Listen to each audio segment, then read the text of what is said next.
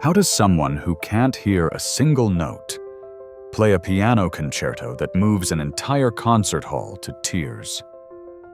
The concert hall fell silent, not the comfortable silence before a performance.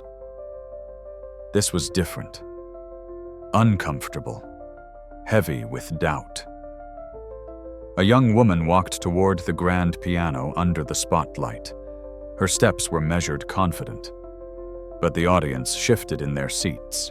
They'd read the program notes. They knew what was coming. Tonight's performer is profoundly deaf. Whispers rippled through the crowd. Some leaned forward with curiosity. Others sat back skeptical. A few exchanged glances that said, "Is this for real?" She reached the piano bench and sat down, adjusted her position, placed her hands gently on the keys. The stage lights caught the determination in her eyes. She couldn't hear the nervous coughs, couldn't hear the rustling programs, couldn't hear the whispered doubts about whether this would be a performance or a spectacle. Her fingers hovered above the ivory keys for just a moment. Then something extraordinary happened. What unfolded next would silence every doubt in that room. But to understand how she got here, you need to know her story. A story that began not in silence, but in sound. 10 years earlier, 8-year-old Jasmine Carter lived in a house filled with music. Her father Raymond taught music at the local high school. Their modest home in South Philadelphia was never quiet. Jazz spilled from the record player on Sunday mornings. Gospel filled the air during her mother's cooking sessions. And at the center of it all stood an upright piano that had belonged to Jasmine's grandmother. Jasmine discovered the piano the way most children discover their passion: by accident. She was 5 when she first climbed onto the bench, barely tall enough to reach the keys. Her tiny fingers pressed down on middle C. The sound fascinated her. She pressed it again and again. Each time, that same pure tone. Within a week, she was picking out Twinkle, Twinkle, Little Star by ear. By 6, she was playing simple Bach minuets. By 7, her father couldn't teach her anymore. She needed a real instructor. Baby girl's got the gift Raymond would tell anyone who'd listen. Perfect pitch. Plays something once, remembers it forever. Jasmine's teacher, Mrs. Chen, a strict woman with impossibly high standards, saw it too. In 20 years of teaching, I've had 3 students with this level of natural ability. 3. She could be extraordinary. At 8 years old, Jasmine was preparing for her first recital. Mozart's Piano Sonata, number 16. A challenging piece for someone her age. But she played it effortlessly, her small hands dancing across the keys with a maturity that shouldn't have been possible. Music wasn't just something Jasmine did. It was who she was. It was the language she spoke, the air she breathed. She had no idea how precious those sounds were, how fragile, how temporary. It started with a headache. Jasmine came home from school one Tuesday afternoon complaining that her head hurt. Her mother Linda gave her children's Tylenol and put her to bed early. Kids get headaches. It happens. By evening, Jasmine was burning up. 104 degrees. By midnight, she was in the emergency room, her small body racked with convulsions. Bacterial meningitis. The doctor's voice was grave. "We need to start antibiotics immediately. The next 24 hours are critical." Raymond held his daughter's hand as nurses rushed around inserting IVs, administering medication. Linda paced the hallway praying to every saint she could remember. The inflammation in Jasmine's brain was severe. The infection had taken hold fast, aggressive, and merciless. For 3 days she fought. Her parents took shifts at her bedside, watching machines beep watching her chest rise and fall, watching and waiting and praying that their little girl would open her eyes. On the fourth day she did. The relief was overwhelming. Raymond wept. Linda laughed through her tears. Their baby was alive. She'd made it. The doctors had saved her. But there was something the doctors needed to tell them. The infection caused damage to her inner ear, the neurologist explained, his voice gentle but firm. The cochlear nerves. Both sides. We've run tests. The hearing loss is complete and permanent. The words hung in the air like a death sentence. Complete. Linda's voice broke. You mean? I mean she's profoundly deaf. She won't hear speech, won't hear music, won't hear anything at all. Raymond's hand tightened around his daughter's. But there's surgery, right? Hearing aids, cochlear implants. Cochlear implants are an option we can explore when she's older. But you need to understand they won't restore normal hearing. They'll give her access to sound, but it won't be the same. She'll need to learn to interpret what she hears. It's a long process. Jasmine was awake for this conversation. She watched her parents' faces crumble, watched the doctor's mouth move. But she heard nothing. Just nothing. A silence so complete it felt like drowning. She tried to speak. Daddy? Her own voice sounded strange in her head. Muffled. Distant. Raymond pulled her into his arms and she felt him shaking. Felt the wetness of his tears on her hospital gown. She didn't understand why everyone was crying. Then they brought her a whiteboard, wrote the words in large letters. You can't hear anymore. Jasmine stared at the words. Read them again. Can't hear. Can't hear anymore. She pointed at the piano drawing on the Get Well card from Mrs. Chen. Made a playing motion with her hands. Looked at her father with a question in her eyes. Raymond's face shattered. He wrote on the board, hands trembling, "Not right now, baby girl." But Jasmine understood what he really meant. Not ever. Coming home from the hospital should have felt like a victory. Jasmine had survived, but the house that was once filled with music now felt like a tomb. The piano sat in the living room exactly where it had always been. But now every time Jasmine looked at it, she felt something twist inside her chest. She walked past it every day. Wouldn't touch it. Wouldn't even look at it for long. Her father covered it with a sheet after 2 weeks. Like covering a casket. Jasmine's world had shrunk to a silent, colorless place. She attended a school for deaf children where everyone communicated in sign language. She learned it quickly. She was a smart kid, but she felt hollow inside. At night, she'd lie in bed and try to remember what music sounded like. Her father's voice, her mother's laugh, the sound of rain on the windows. But memories fade. Sound became an abstract concept, something she used to know but could no longer grasp. Her parents tried everything. Therapists, counselors, support groups for families of deaf children. Everyone had advice. Everyone had solutions. She needs to embrace deaf culture, one counselor said. Being deaf isn't a disability. It's a different way of experiencing the world. Intellectually, Jasmine understood that. But emotionally, she felt like someone had reached into her chest and ripped out her soul. Music had been her identity. Without it, who was she? 6 months after losing her hearing, Jasmine hit rock bottom. It was a Saturday afternoon. Her mother was at the grocery store. Her father was grading papers in his study. Jasmine wandered into the living room, and for the first time since coming home from the hospital, she pulled the sheet off the piano. The sight of it broke something inside her. She sat on the bench, placed her hands on the keys the way she'd done thousands of times before, and pressed down. Nothing. I mean, obviously the piano made sound, But to Jasmine, there was nothing. No tone, no resonance, just the mechanical sensation of keys moving under her fingers. She played the opening of the Mozart sonata she'd been preparing before the illness. Her fingers remembered every note. Muscle memory was perfect. But it was like playing a ghost piano, like pantomiming music instead of making it.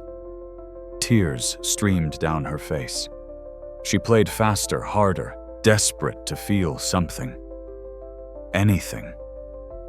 Her father found her there an hour later, slumped over the keys, sobbing so hard her whole body shook. He pulled her into his arms, held her while she cried. And for the first time since the hospital, Jasmine let herself grieve. Really grieve. Not for the hearing she'd lost, but for the future she'd lost. The dreams she'd lost. Music was dead to her. Or so she thought. 3 months later, on a random Tuesday night, everything changed. Jasmine couldn't sleep. It was past midnight. She'd been tossing and turning, her mind racing with the kind of thoughts that plague you at 2 a.m. Questions about who she was now, who she'd be in the future, whether she'd ever feel whole again. She got out of bed and wandered through the dark house. Her feet carried her almost without thinking to the living room, to the piano. She stood in front of it for a long time, just staring. The moonlight from the window caught the polished wood. It looked beautiful, lonely. Almost without deciding to, she sat down. It had been 3 months since her breakdown. 3 months since she'd touched these keys. She placed her right hand on middle C. Not to play, just to touch. To remember. And then she felt it. A vibration. Subtle. Gentle. Traveling from the key through her finger, up her hand. Jasmine froze. Pressed the key again. There it was. A tiny tremor. The piano was vibrating. Her heart started racing. She pressed another key. A different vibration. Lower. Slower. Then a higher key. Faster. Lighter. Oh my God. Each note had a different vibration. Each key produced a different sensation under her fingertips. Jasmine's hands started moving faster. C, D, E, F. Each note sent its own unique signal through her fingers. The patterns were distinct, recognizable. She pressed her palm flat against the piano's wooden case and played a chord. The vibration was stronger now, more complex, multiple frequencies combining into a single resonant pulse that she could feel in her whole hand. Her breath came in quick gasps. Was this real? Could she actually? She played an octave, low C to high C. The vibrations were completely different. The lower note was deep, slow, powerful. The high note was quick, delicate, almost ticklish. Tears were streaming down her face, but this time they weren't tears of grief. She could feel music, not the way she used to hear it, but she could feel it. The piano was speaking to her through touch, through vibration, through the physical reality of sound waves moving through wood and metal and air. Jasmine jumped up and ran to her father's bedroom, pounded on the door. Raymond stumbled out in his pajamas, instantly alert, thinking something was wrong. Jasmine grabbed his hand and dragged him to the living room, made him sit on the piano bench beside her. She placed his hand on the piano's case and played a scale. Raymond's eyes widened. He felt it too. Jasmine signed rapidly, her hands flying different notes, different vibrations. I can feel them, all of them. Her father's face went through a dozen emotions in 3 seconds. Confusion, understanding, disbelief. And then, hope.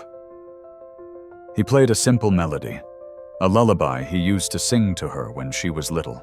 Jasmine closed her eyes and let her hand rest on the piano's case, feeling the vibrations rise and fall fast and slow, the rhythm and pattern of the notes transmitted through touch.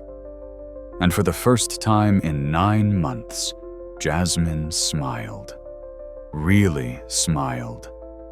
Music wasn't dead after all. The next morning, Raymond went into research mode. He'd been a music teacher for 20 years, but now he needed to understand music in a completely different way. Not as sound, as physics. Sound, he learned, is just vibration. Air molecules moving in waves. When you strike a piano key, a hammer hits a string. That string vibrates. Those vibrations travel through the piano's soundboard, amplifying them. They radiate out into the air as sound waves. But those same vibrations also move through the piano's wooden case, through the keys, through the bench. Most people don't notice these vibrations because they're focused on the sound. But for Jasmine, these vibrations were everything. Raymond brought home books from the library, scientific papers about acoustics, studies on how deaf musicians perceived music. He was amazed at what he found. Evelyn Glennie, a world-famous percussionist who'd been profoundly deaf since age 12. She performed barefoot on stage to feel the vibrations through the floor. Beethoven, who went deaf, but continued composing by sawing the legs off his piano and placing it on the floor, feeling the vibrations through the wood. There was precedent for this. A history of deaf musicians finding ways to experience music through touch instead of hearing.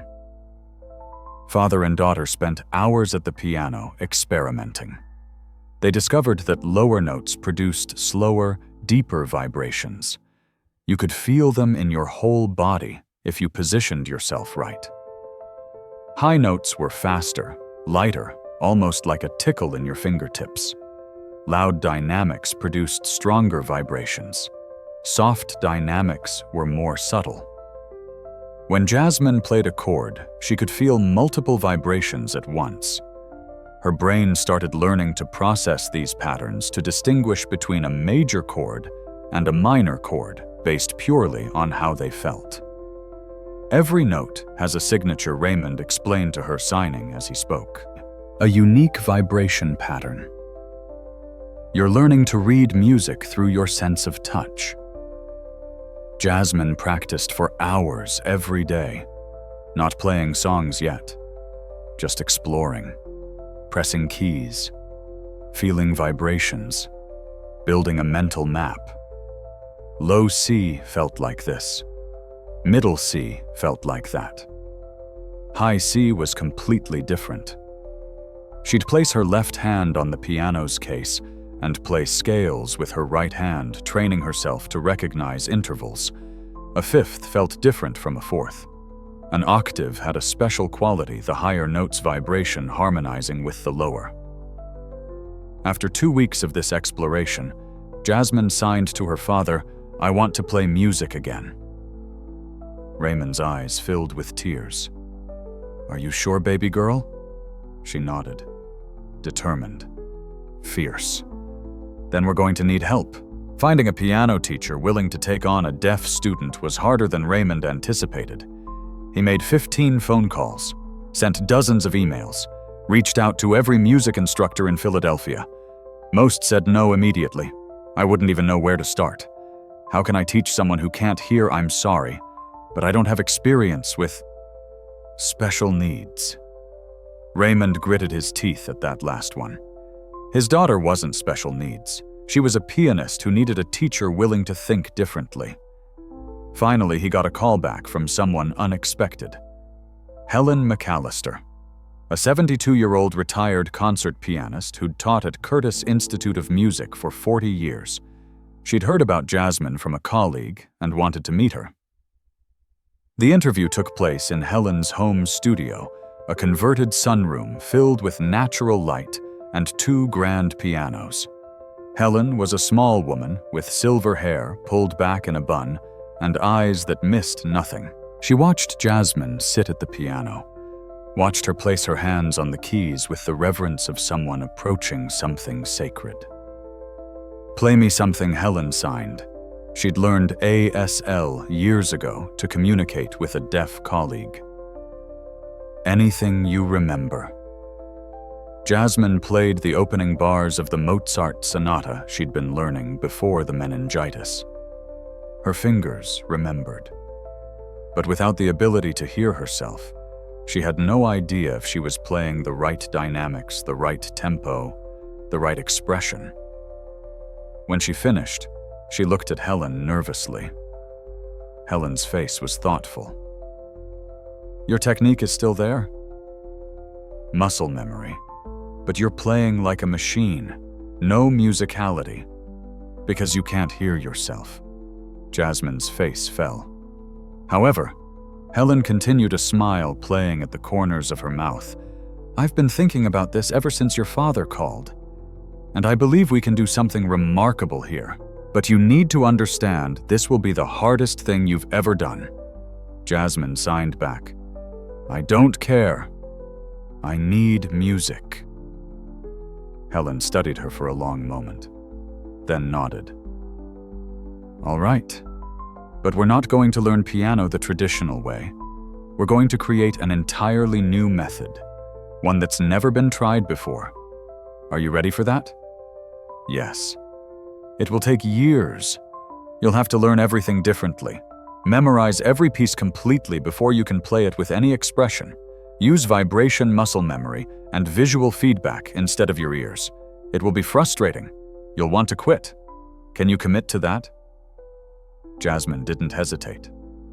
"Yes." Helen smiled. A real smile this time. "Then let's begin." The first month was hell. Helen's method was unlike anything Jasmine had experienced. They didn't start with songs. They didn't even start with scales. They started with pure sensation. "Put both hands flat on the piano's case. Close your eyes. I'm going to play notes, and you're going to learn to identify them by vibration alone. Hour after hour, day after day." Helen would play a note. Jasmine would guess. Sometimes she was right. Often she was wrong. C and D felt similar at first. So did F and G. The notes in the middle register all blended together in her mind. But Helen was patient. Relentless but patient. Again. Again. Again. After 2 weeks, Jasmine could identify any note in the middle octave with 90% accuracy. After a month, she could identify notes across 3 octaves. But this was just the beginning. Next came rhythm. Helen placed a large metronome on top of the piano. Jasmine couldn't hear its ticking, but she could feel it. The metronome produced a physical pulse that vibrated through the piano. "Music is mathematics," Helen signed. "Rhythm is counting. You can learn to feel time." They practiced with the metronome for weeks. Jasmine would play scales in quarter notes, eighth notes, 16th notes, feeling the relationship between her playing and the metronome's pulse. It was exhausting. Mentally, physically, emotionally. There were nights when Jasmine came home from lessons and cried from pure frustration. She'd gone from being a child prodigy who could sight-read anything to someone struggling to play a simple C major scale in tempo. Her hands ached. Her back hurt from the tension she carried. She had headaches from the concentration required. One night, about 6 weeks into lessons, she broke down completely. She was practicing at home, trying to play a simple folk melody Helen had assigned.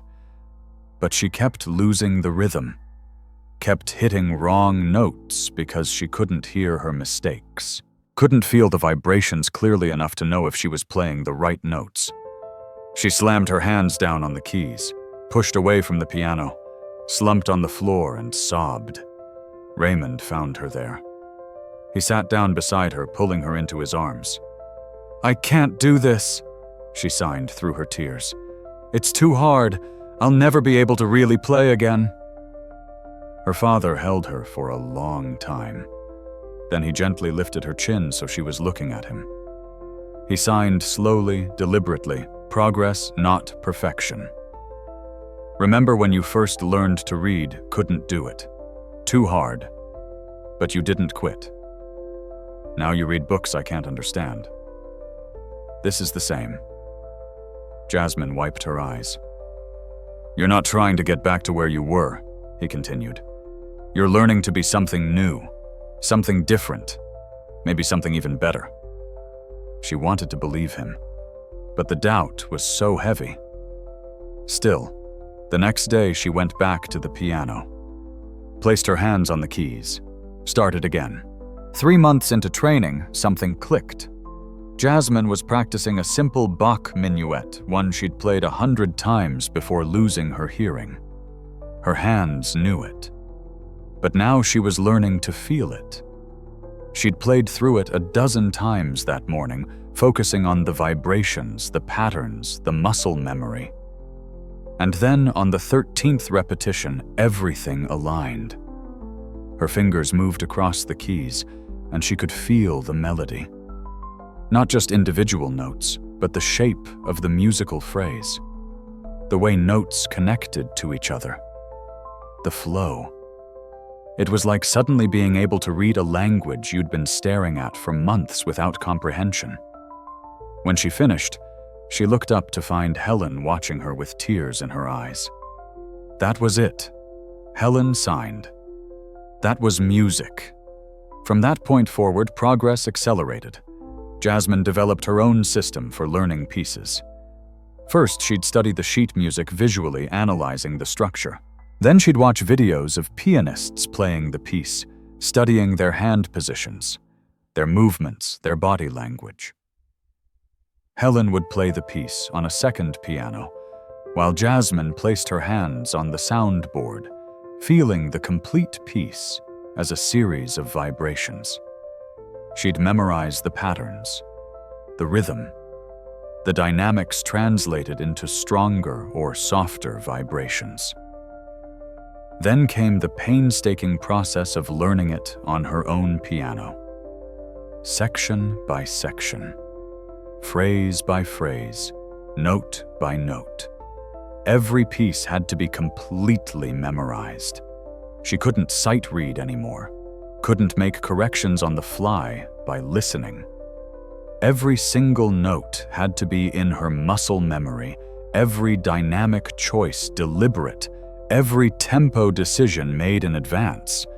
It was a completely different way of being a musician. Helen introduced her to technology that helped. She set up video cameras so Jasmine could record herself playing, then watch it back. Since she couldn't hear mistakes, she had to see them, watch her hand positions, notice if her fingers were too tense or her posture was off. They worked with a computer program that showed sound waves visually. Jasmine could play a note and see its waveform on the screen. See if she was playing too loud or too soft. See the difference between a harsh tone and a gentle one. 6 months after that first breakthrough, Jasmine played her first complete piece for her father. She chose Clair de Lune by Debussy, a piece about moonlight, about beauty in silence and shadow. Raymond sat on the couch in their living room, watching his daughter's hands move across the keys. And this time, it wasn't just technically correct. It was beautiful, expressive, musical. When she finished, he was crying. Jasmine turned to him, anxious. "Was it okay?" He pulled her into a fierce hug, signed against her shoulder. "It was perfect, baby girl. Your mother would be so proud." Linda had passed away from cancer 2 years before Jasmine lost her hearing. But Raymond knew his wife would have loved to see this moment. Their daughter finding her way back to music through sheer determination and innovation. But Helen had bigger plans. "You're ready for the next level," she signed at their next lesson. "It's time to play not just correctly and not just beautifully. It's time to play with soul." A year into her training, Jasmine had become technically proficient again. She could play complex pieces from memory. Her rhythm was solid. Her dynamics were appropriate. But something was missing. Helen addressed it directly one afternoon. "You play like you're afraid. Every note is careful, controlled, safe. Where's the passion? Where's the risk?" Jasmine didn't understand. "I'm playing it correctly. Correctly isn't enough," Helen signed. "Music isn't about getting notes right. It's about communication, emotion, story. You're telling me facts when you should be telling me truths." Jasmine felt frustrated. "How can I play with emotion when I can't hear what I'm creating?" Helen was quiet for a long moment. Then she walked to her shelves and pulled down a book, opened it to a page with a black and white photograph. Beethoven. He was completely deaf when he wrote his Ninth Symphony. Helen signed. One of the most joyful, triumphant pieces of music ever created. He couldn't hear a note of it, but he understood emotion. He understood the human experience. That's what he put into the music. She looked at Jasmine intently. "You've experienced something most musicians never will. Profound loss, grief, rebuilding yourself from nothing. That's not a limitation. It's a gift. Use it." Jasmine went home that night and thought about what Helen had said. She thought about the dark months after losing her hearing. The despair, the feeling of being fundamentally broken. The slow, painful process of finding hope again. She thought about her mother's death, about missing her every day, about grief that never really goes away, just becomes part of who you are. She thought about small joys, her father's smile, the sun on her face, the vibration of music under her fingertips. The next week, Helen assigned her a new piece, Chopin's Nocturne in E-flat. Major Opus 9, number 2, a piece about longing, about beauty tinged with sadness. Jasmine learned the notes, memorized the structure. But this time she did something different. As she played, she thought about her mother, about missing her voice, about the hole she'd left in their family. She played the gentle opening theme and remembered her mother's hands, soft and warm. The more intense middle section became her anger at the unfairness of it all. Why her mother? Why her hearing? Why so much loss? The return of the main theme was acceptance, not forgetting, not being okay, just continuing, living, finding beauty even in grief. When she finished, she opened her eyes to find Helen standing beside the piano, tears streaming down her face. That, Helen signed emphatically. That is music. From that point forward, Jasmine approached every piece differently. She stopped trying to play perfectly and started trying to play truthfully. A bright Mozart sonata became the joy she felt when she first discovered vibrations. When hope returned. A dark Rachmaninoff prelude became the terror of waking up in the hospital to complete silence. A Bach fugue became the complex mathematical beauty of finding order in chaos. She learned that music wasn't just sound. It was emotion translated into time and pattern and dynamics. And she had plenty of emotion to share. Helen started inviting small groups to their lessons. Just a few people, other teachers from Curtis, some advanced students. They'd sit quietly and listen while Jasmine played. Afterward, they'd tell Helen what they thought. "She's extraordinary. I've never heard anyone play with that much raw emotion. She makes you feel every note." Helen would relay this feedback to Jasmine, who was always surprised. Really, they liked it. They didn't like it, Helen signed. They were moved by it. There's a difference. 2 years after that first lesson, Helen made an announcement. It's time, she signed. Time for what? For you to perform. Publicly. A real concert. In front of a real audience. Jasmine's hands froze mid-sign. Her face went pale. I can't. You can. Helen signed firmly. And you will. Not because you need to prove anything to anyone, but because the world deserves to hear what you have to say. The idea of performing in front of an audience terrified Jasmine. What if I fail? She signed to her father that night. What if I mess up and everyone just feels sorry for me? Raymond took his time responding. What if you don't fail? What if you show them something they've never seen before? But the fear was real and overwhelming. Helen gave her 3 months to prepare. 1 piece she signed. You choose. Whatever speaks to you most. Jasmine thought about it for a week. She needed something meaningful, something that told her story without words. Finally, she decided Beethoven's Moonlight Sonata. The symbolism was perfect. Beethoven had been deaf, had lost his hearing gradually, devastatingly, had continued to create music anyway, had written this particular piece when he was beginning to notice his hearing loss, when the future looked dark and uncertain.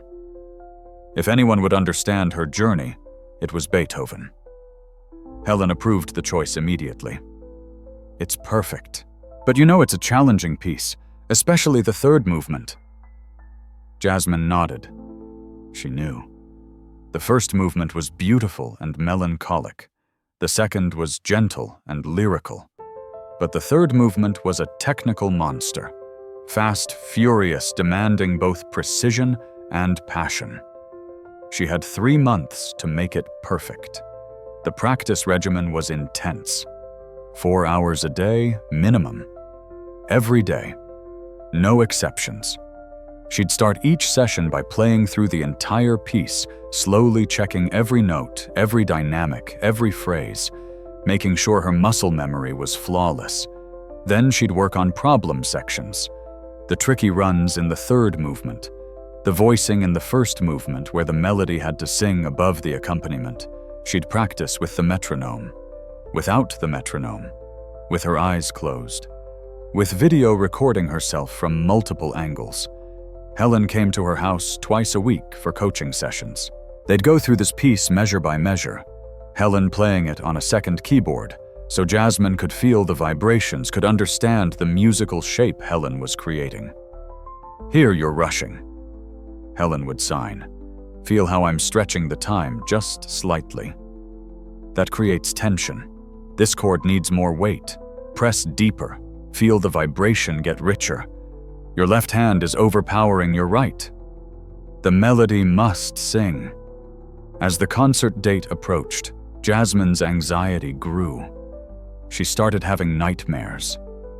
In them, she'd walk onto stage, sit at the piano, and her hands would forget everything. She'd sit there in front of hundreds of people, unable to play a single note. She'd wake up in a cold sweat, heart pounding. 2 weeks before the concert, she had a complete panic attack during practice. Her hands started shaking so badly she couldn't play. She hyperventilated, tears streaming down her face. Her father found her curled up on the floor beside the piano. "I can't do this," she signed frantically. "What was I thinking? I'm not ready. I'll never be ready." Raymond pulled her close, waited until her breathing slowed, then signed. "You remember what you told me when you first wanted to play again? You said you needed music. Not wanted. Needed." Why? Jasmine wiped her eyes. Thought about it. Because music is who I am. Exactly. You're not performing despite being deaf. You're performing because you're a pianist. This is who you are." The words helped. A little. Helen's approach was more pragmatic. "Nerves are normal," she signed at their next lesson. "Every performer gets nervous. But here's what you need to understand. You've already done the hard part. You've learned to play again. You've mastered this piece. The performance is just sharing what you've already accomplished." The day before the concert, Jasmine did a final run-through. Everything was perfect. Every note, every phrase, every dynamic. Technically flawless. Emotionally resonant. But she barely slept that night. She lay in bed running through the piece in her mind, visualizing every hand position, every key, every transition. Tomorrow she'd walk onto that stage. Tomorrow she'd sit at that piano. Tomorrow she'd show the world what she'd become. The thought was terrifying and exhilarating. The concert was held at the Kimmel Center in the intimate Perlman Theater.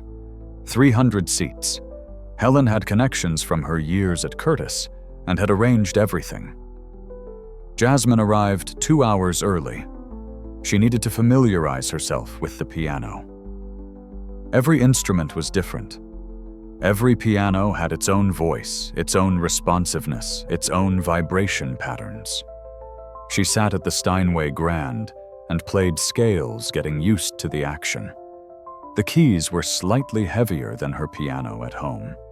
The vibrations traveled differently through this larger instrument. She adjusted, adapted, made mental notes. The theater started filling up. Jasmine was backstage watching through a crack in the curtain. She saw Helen take a seat in the third row. Saw her father dressed in his best suit sitting beside her. She saw students from the school for deaf children. Teachers. Friends. Strangers who'd read about the concert in the newspaper and were curious about the deaf pianist. The house lights dimmed. A stage manager appeared at her elbow. 2 minutes, Miss Carter." Jasmine's heart hammered. Her hands were ice cold. She flexed her fingers, trying to warm them up. This was it.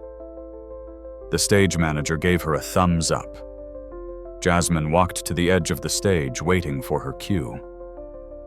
The announcer's voice came over the speakers, though of course Jasmine couldn't hear it. But she'd seen the program. She knew what he was saying. Tonight's performer is 20-year-old Jasmine Carter. At age 8, she was considered a child prodigy. At 10, she lost her hearing completely due to bacterial meningitis. For 2 years, she believed her musical career was over. But through innovation, determination, and extraordinary courage, she taught herself to play piano again, using vibration and touch instead of sound. Tonight, she makes her concert debut performing Beethoven's Piano Sonata, number 14, known as the Moonlight Sonata. The applause started.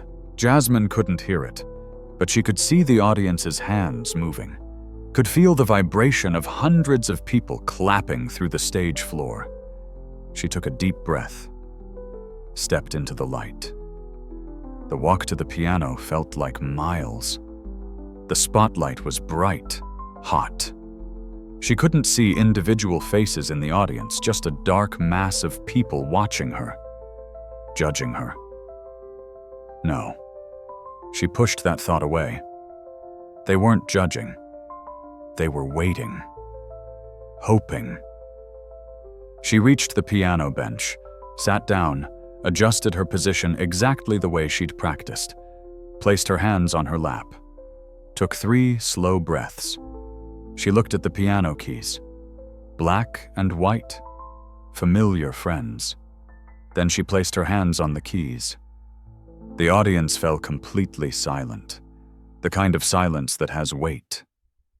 Expectation. Jasmine closed her eyes. In her mind, she heard Helen's voice. Trust yourself. Trust the music. In her mind, she heard her father. This is who you are. She thought about Beethoven, deaf and alone, creating beauty anyway.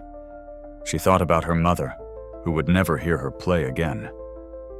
She thought about the little girl who'd discovered the piano at age 5, pressing middle C over and over, fascinated by the sound. She thought about the vibrations under her fingertips, the language she'd learned to speak. Then Jasmine Carter began to play. The first note was soft, almost a whisper. The gentle C-sharp minor chord that opens the Moonlight Sonata. A sound like moonlight itself, pale, ethereal, melancholic. Jasmine couldn't hear it, but she felt the vibration travel from the keys through her fingertips. Delicate, perfect. The right-hand melody entered. Slow, mournful. Each note carefully placed like footsteps in the dark.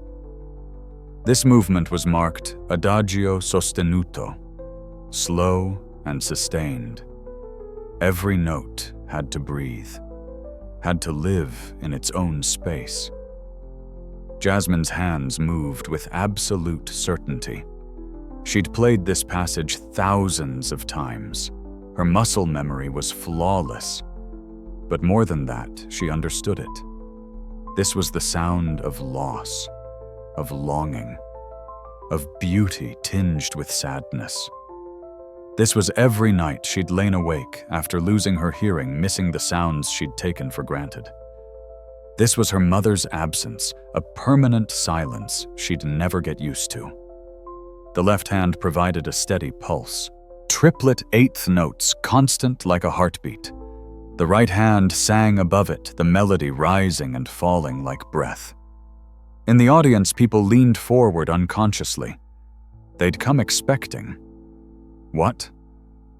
A spectacle, a curiosity, a deaf girl attempting the impossible, but what they were hearing was actual music, beautiful music. One audience member, a woman in her 60s who'd played piano her whole life, felt tears prick her eyes. She'd heard the Moonlight Sonata hundreds of times, but there was something about this performance, something raw, authentic. The young woman on stage wasn't just playing notes, she was communicating something profound. On stage, Jasmine was completely absorbed. Her eyes were closed, her body swayed gently with the music's pulse. She could feel every vibration, every resonance. The piece modulated to the relative major key, a brief moment of lightness, almost like hope trying to break through the melancholy. But then it returned to minor, to the original sadness. The first movement of the Moonlight Sonata is deceptive. It seems simple, just rolling triplets in the left hand, a slow melody in the right. But the voicing is crucial. The melody must sing above the accompaniment. The dynamics must breathe and flow.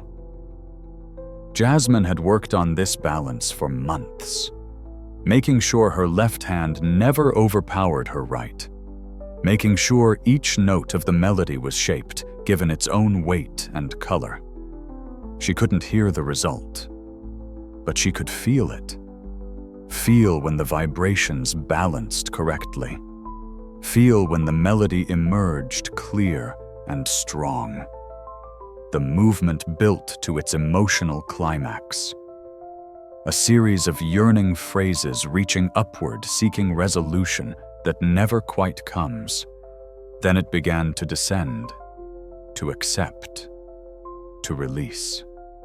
The final measures were almost impossibly soft. The melody dying away like a candle flickering out. The last chord, held, sustaining. Jasmine felt the vibration fade slowly, gradually, until it dissolved into silence.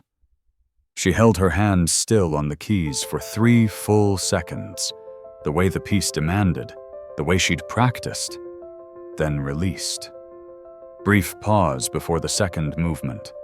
The audience remained frozen. Nobody moved. Nobody coughed. The silence was reverent. Jasmine opened her eyes briefly. She couldn't see individual expressions, but she could sense the attention, the focus. They were with her. She took a breath. Second movement. The second movement of the Moonlight Sonata is brief. Just 2 minutes.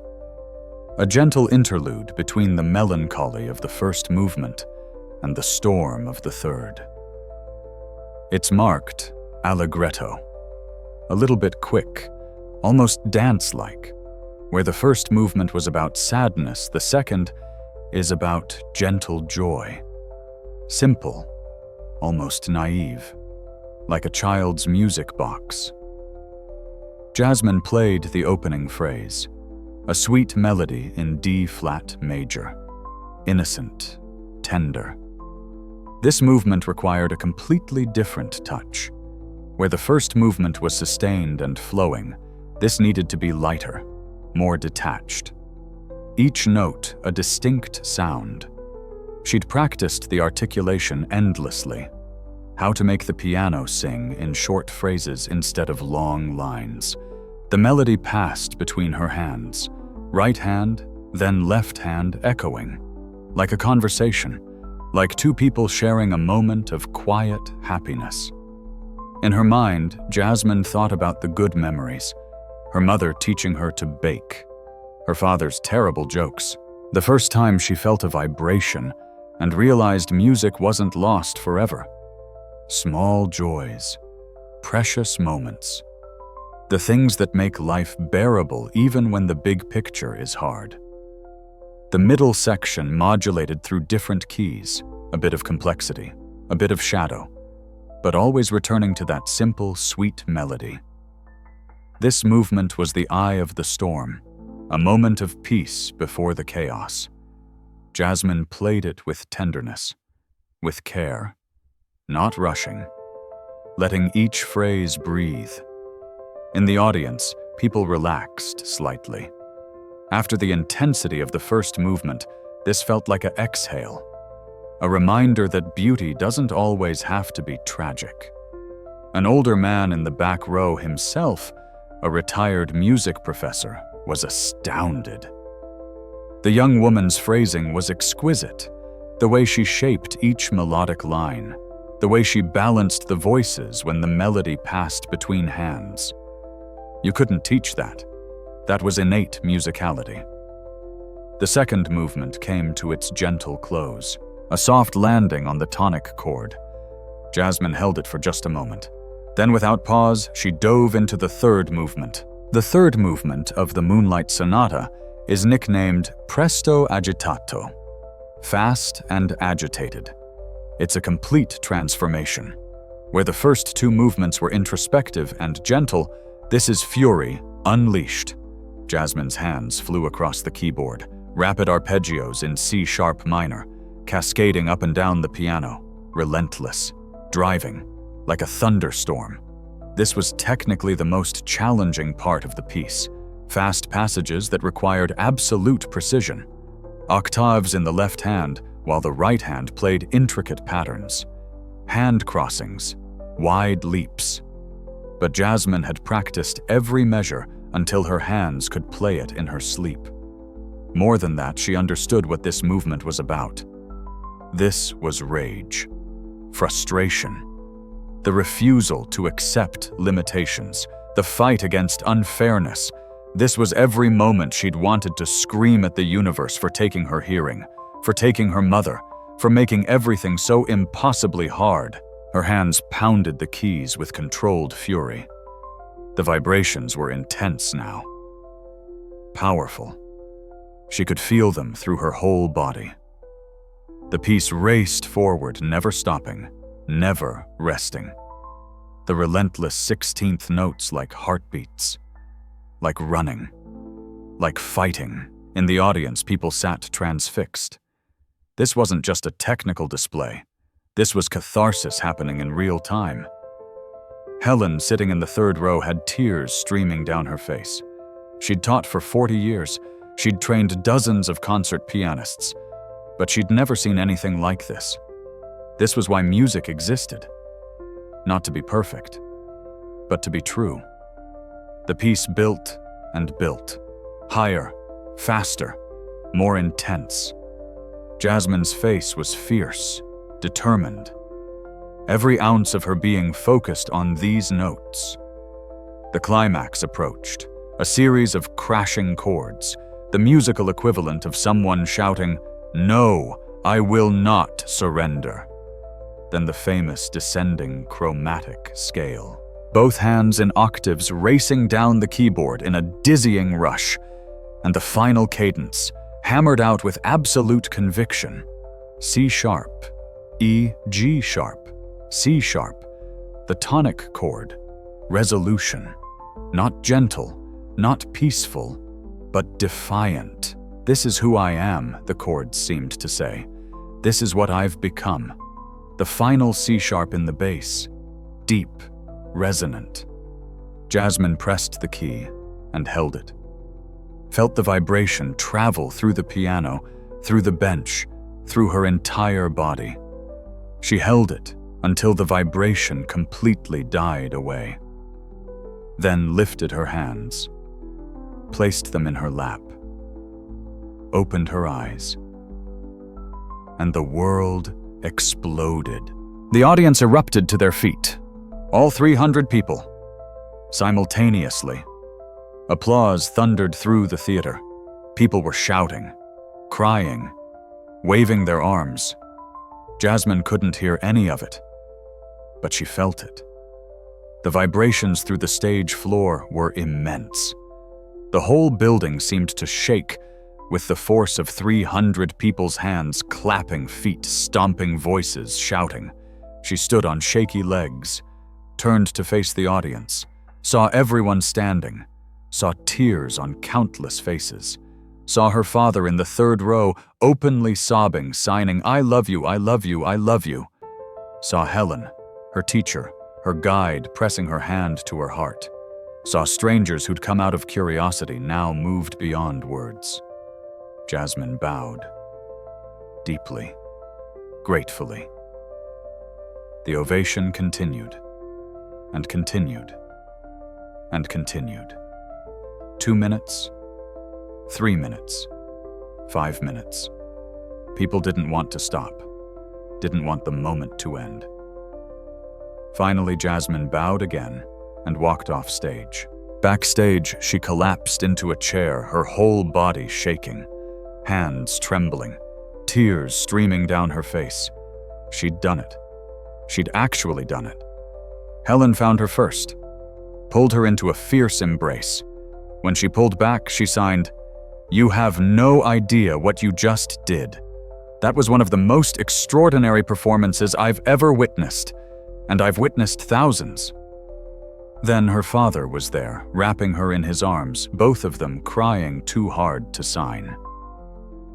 Over the next hour, people came backstage. A steady stream of audience members who wanted to meet her. A young girl, maybe 12 years old, deaf like Jasmine. Her mother signed for her, "She wants to learn piano now." You inspired her. Jasmine knelt down to the girl's level. Signed, "You can do it. It's hard, but you can do it. Music belongs to everyone." The girl threw her arms around Jasmine's neck. More people came. Other deaf individuals. Parents of deaf children.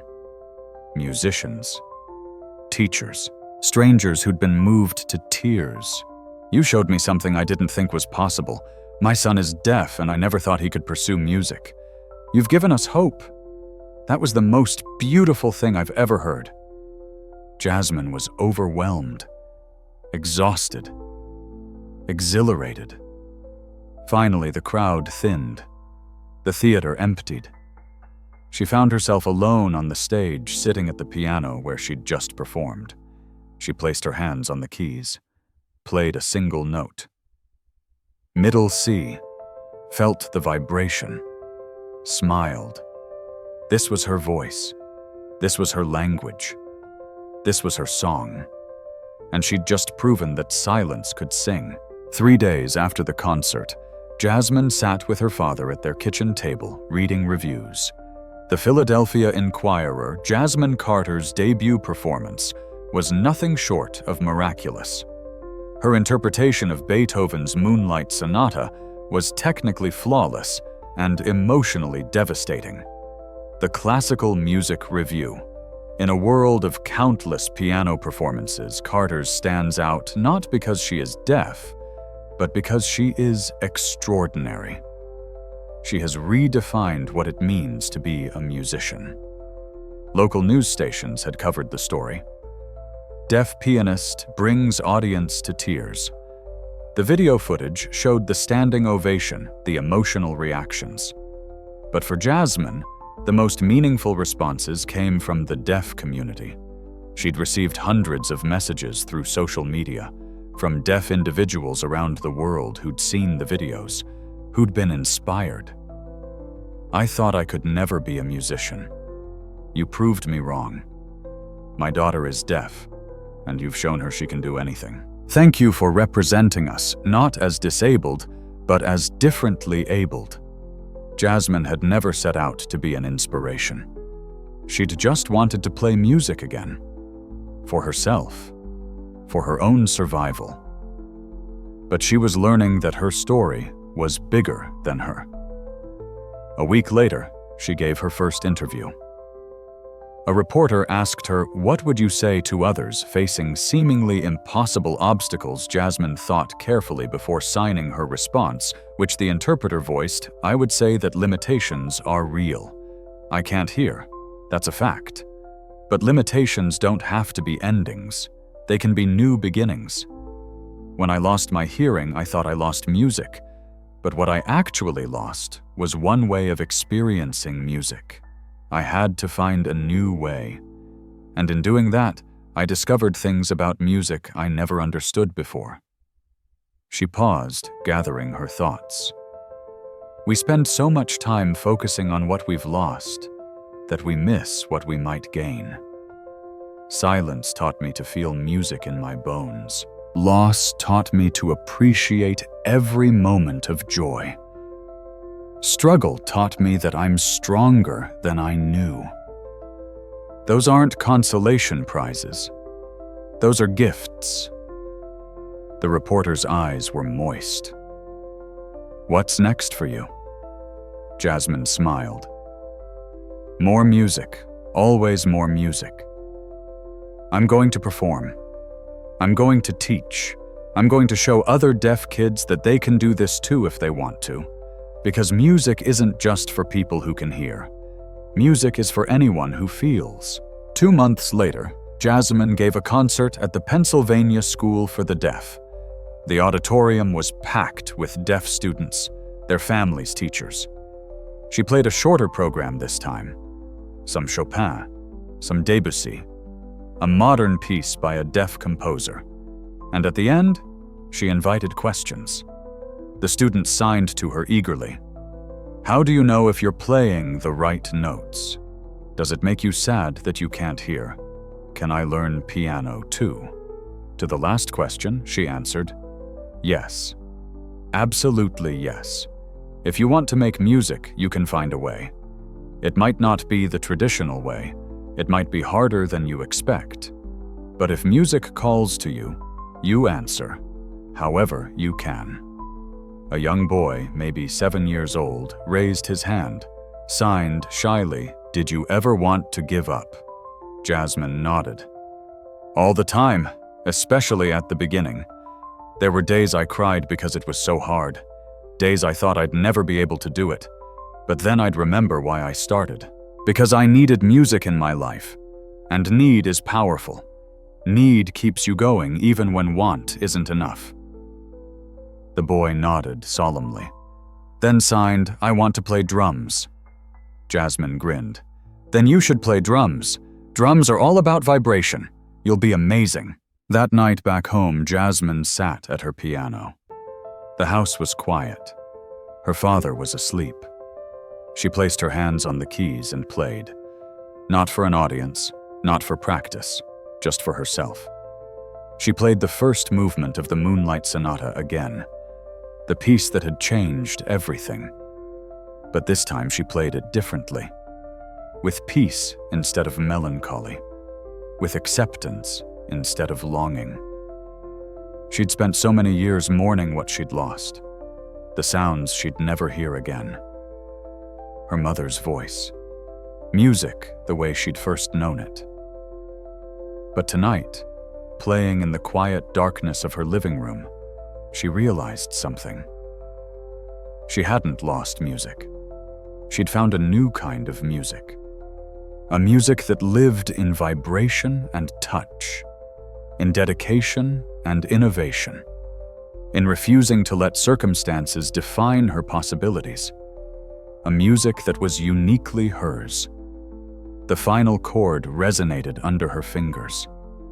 She felt it fade slowly, peacefully. Then she stood up, covered the piano, and went to bed. Tomorrow she had another lesson to teach. More students who wanted to learn, more music to create. Her story wasn't over. It was just beginning. And silence, she'd learned, was never really silent. You just had to know how to listen. Jasmine's story reminds us of something we often forget in our daily lives. We all face limitations. Things we can't do, abilities we've lost, dreams that seem impossible. And it's easy to let those limitations define us, to shrink our lives to fit within their boundaries. But what if limitations aren't walls? What if they're invitations? Invitations to find new paths, to innovate, to discover strengths we didn't know we had. Jasmine couldn't hear music anymore, so she learned to feel it. In doing so, she became not just a pianist again, but a different kind of artist. One who understood music in ways most musicians never will. What impossible challenge are you facing right now? What dream have you given up on because the path you planned doesn't work anymore? Maybe the path you planned isn't the only path. Maybe there's another way. Jasmine found hers through vibration and determination, through refusing to accept that her story was over, through believing that if music mattered enough, she'd find a way back to it. What matters enough to you? What's worth fighting for? What's worth reimagining? If this story moved you, if it made you think about your own challenges differently, consider subscribing to hear more stories like this. Stories of ordinary people doing extraordinary things. Not because they're superhuman, but because they're human. Beautifully, stubbornly, persistently human.